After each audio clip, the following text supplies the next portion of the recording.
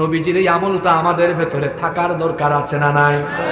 আমি একদিন এক রাস্তা দিয়ে যাচ্ছি, দেখি কি জানেন, এক চাচা ফায়া দূর থেকে শুনতেছি, বলেছেন বেয়াদব, তোর বাপের নাম কি, মায়ের নাম কি? গিয়ে বললাম, চাচা ঘটনা কি? কয়, বাবা এই রাস্তা দিয়ে যাচ্ছিলাম, 4-5টা ছেলে দাঁড়ায় আছে, তাদের বাপও আমাকে দেখলে সালাম দেয়, এরা সালাম দিল না। আমি বললাম, তোর আদব কায়দা শিখিস নাই?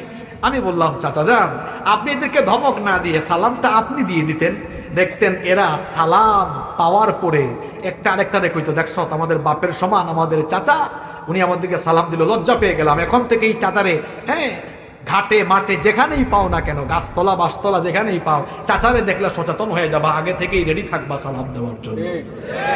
তাহলে বুঝা গেল, রাগারাগি করে রেগে ফায়ার হয়ে যা শেখানো না যায়, অনেক সময় সুন্দরভাবে কৌশলেও তা শিখিয়ে দেওয়া